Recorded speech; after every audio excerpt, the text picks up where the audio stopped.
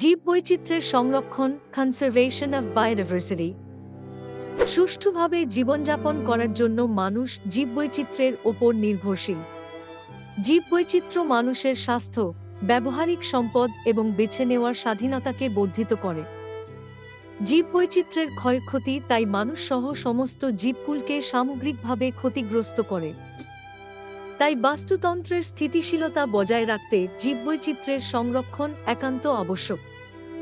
জীববৈচিত্র্যের সংরক্ষণ যে পদ্ধতির দ্বারা জীববৈচিত্র্যের বৈজ্ঞানিক ব্যবহার, রক্ষণাবেক্ষণ ও পরিচালন ব্যবস্থা সুষ্ঠুভাবে সম্পাদন করা হয় এবং জীববৈচিত্র্যকে ক্ষতিকারক প্রভাব, অপব্যবহার ও ধ্বংসের হাত থেকে রক্ষা করা হয়, তাকে জীববৈচিত্র্যের সংরক্ষণ বলে।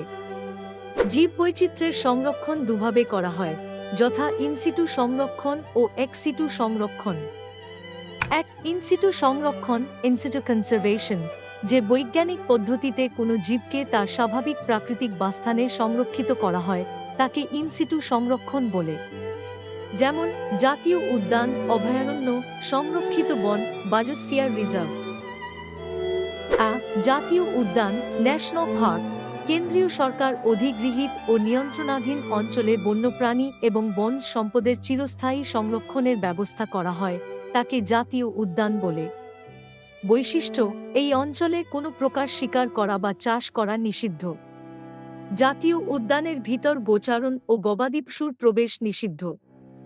এই অঞ্চলের প্রাকৃতিক পরিবেশ ও জীবজ সম্পদকে জাতীয় পর্যায়ে সংরক্ষণ করা হয়। উদাহরণ: জলদাপাড়া জাতীয় উদ্যান, পশ্চিমবঙ্গ এবং জিম করবেট জাতীয় উদ্যান, উত্তরাখণ্ড। ভারতে প্রথম জাতীয় উদ্যান প্রতিষ্ঠা হয় 1936 সালে। হিমালয়ের পাদদেশে হেইলি জাতীয় উদ্যান নামে স্থাপিত এই জাতীয় উদ্যান বর্তমানে করবেট ন্যাশনাল পার্ক নামে পরিচিত।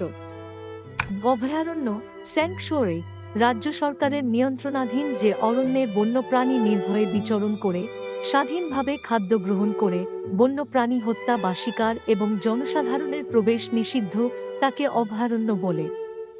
বৈশিষ্ট্য: মুখ্য বন আধিকারিক বা কর্তব্যরত সরকারি কার্যালয়ের অনুমতি ছাড়া কেউ অভয়ারণ্যে প্রবেশ করতে পারে না।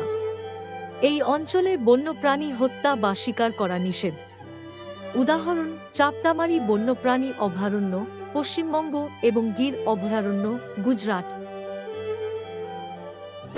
সংরক্ষিত বনাঞ্চল, রিজার্ভ ফরেস্ট, রাজ্য সরকারের নিয়ন্ত্রণাধীন যে অরণ্যে সাধারণ মানুষের প্রবেশ, পরিবেশ, কাঠ কাটা, শিকার করা, গৃহপালিত পশুচারণ বিশেষ সরকারি অনুমতি ব্যতিরেকে নিষিদ্ধ, তাকে তাদের সংরক্ষিত বনাঞ্চল বলে।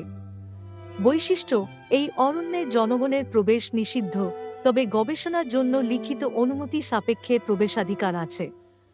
ভারতীয় বন আইন 1927 অনুযায়ী রাজ্য সরকার বিজ্ঞপ্তি জারি করে কোনো অঞ্চলকে সংরক্ষিত বনাঞ্চল বলে ঘোষণা করতে পারে। উদাহরণ: বক্সা, পশ্চিমবঙ্গ এবং Bhavnagar Amreli reserve forest, Gujarat. Biosphere reserve, biosphere reserve, যে বিশেষ অঞ্চলে ব্যবহারোপযোগী জমি অঞ্চলভিত্তিক ও নির্দিষ্ট ক্রিয়াকর্মভিত্তিক কতগুলি নির্দিষ্ট অংশে বিভক্ত, তাকে বায়োস্ফিয়ার রিজার্ভ বলে। বৈশিষ্ট্য: বায়োস্ফিয়ার রিজার্ভ 3টি অংশ বিভক্ত। কোর বা কেন্দ্রীয় অঞ্চল, মানুষের প্রবেশ আইন দ্বারা নিষিদ্ধ; বাফার অঞ্চল, মানুষের প্রবেশাধিকার নিয়ন্ত্রিত; ও ট্রানজিশন অঞ্চল, স্থানীয় বাসিন্দা ও সংরক্ষণ কর্মীদের সমান প্রবেশ অধিকার। উদাহরণ: সুন্দরবন বায়োস্ফিয়ার রিজার্ভ, পশ্চিমবঙ্গ ও নীলগিরি বায়োস্ফিয়ার রিজার্ভ, তামিলনাড়ু, ভারতের প্রথম বায়োস্ফিয়ার রিজার্ভ। 2. এক্সিটু সংরক্ষণ, এক্সিটু কনজারভেশন, কেন বিপন্ন জীবকে তার স্বাভাবিক বাসস্থান থেকে সরিয়ে কৃত্রিম উপায়ে বিশেষ প্রতিরক্ষা ও সংরক্ষণের বৈজ্ঞানিক পদ্ধতিকে এক্সিটু সংরক্ষণ বলে। এক্সিটু সংরক্ষণ হল চিড়িয়াখানা, বোটানিক্যাল গার্ডেন, রাজ্য সংরক্ষণ ইত্যাদি। চিড়িয়াখানা প্রধানত প্রাকৃতিক পরিবেশে বা কৃত্রিমভাবে পরিবেশ তৈরি করে যে বড় জায়গায় বিভিন্ন বন্যপ্রাণী জনসাধারণের প্রদর্শনের জন্য ও প্রজননের উদ্দেশ্যে সংরক্ষিত করা হয়, তাকে চিড়িয়াখানা বলে। বৈশিষ্ট্য: দেশ বিদেশের বিভিন্ন প্রাণী সংগ্রহ করে উপযুক্ত প্রাকৃতিক পরিবেশে সংরক্ষিত করা হয়। সংরক্ষিত জীবের রক্ষণাবেক্ষণ, প্রজনন ও প্রয়োজনে তাদের প্রাকৃতিক পরিবেশে ফিরিয়ে দেওয়ার ব্যবস্থা করা হয়। এখানে জনসাধারণের প্রমোদের জন্য প্রাণী দেখার ব্যবস্থা করা হয়। উদাহরণ: আলিপুর চিড়িয়াখানা পশ্চিমবঙ্গ ও গৌহাটি চিড়িয়াখানা অসম। বোটানিক্যাল গার্ডেন যে স্থানে এক্স সিটু সংরক্ষণ পদ্ধতিতে বড় ঘেরা জায়গায় বিভিন্ন ধরনের সজীব উদ্ভিদকে বিজ্ঞানসম্মত উপায়ে প্রতিপালন ও সংরক্ষণ করা হয়, সেই জায়গাকে বোটানিক্যাল গার্ডেন বলা হয়। বৈশিষ্ট্য: বিভিন্ন পরিবেশের বিভিন্ন ধরনের বিরল উদ্ভিদকে এখানে প্রতিপালন ও সংরক্ষণ করা হয়। সমস্ত উদ্ভিদ প্রজাতিগুলির সাধারণ ও বিজ্ঞানসম্মত নাম লেবেল করা থাকে, যা দর্শনার্থীদের কোনো উদ্ভিদকে শনাক্ত করতে সাহায্য করে। এই স্থানে সাধারণত গবেষণা কেন্দ্র, green house, herbarium, orchid house, palm house, museum প্রভৃতি থাকে। গ্রিন হাউসে তাপমাত্রা, আর্দ্রতা প্রভৃতি নিয়ন্ত্রণের দ্বারা বিভিন্ন ফুল, ফল, সবজি প্রতিপালন করা হয়। উদাহরণ: আচার্য জগদীশচন্দ্র বোস ভারতীয় বোটানিক্যাল গার্ডেনে পশ্চিমবঙ্গ দ্য গ্রেট ব্যানিয়ান, বিশালাকার বটগাছ, অর্কিড, পাম গাছ ও প্রায় ১,২,০০০ প্রজাতি নমুনা সংরক্ষিত আছে। গভর্নমেন্ট বোটানিক্যাল গার্ডেন, উটি, তামিলনাড়ু, বিদেশি ও ভারতীয় ফার্ন, অর্কিড, পাইন প্রভৃতি সংরক্ষিত হয়। ক্রায়ো সংরক্ষণ ক্রায়োপ্রিজারভেশন কৃত্রিম উপায়ে ১৯৬ তাপমাত্রায় তরল নাইট্রোজেনের মাধ্যমে বিপন্ন উদ্ভিদের পরাগরেণু, বীজ, প্রাণীর জার্ম, শুক্রাণু ও ডিম্বাণু প্রভৃতি সংরক্ষণ করা হয়, তাকে ক্রায়ো সংরক্ষণ বলে।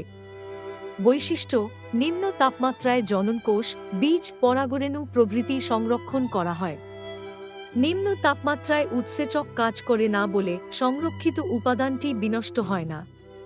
ক্রায়ো সংরক্ষণে সংরক্ষিত উপাদানটিকে ধীরে ধীরে ঠান্ডা করা হয়, যাকে ভিট্রিফিকেশন বলা হয়।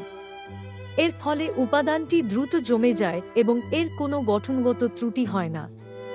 উদাহরণ: botanical survey of India, Shibpur, Howrah, Paschimbanga এবং national bureau of plant genetics, Nabagarh, নতুন দিল্লি।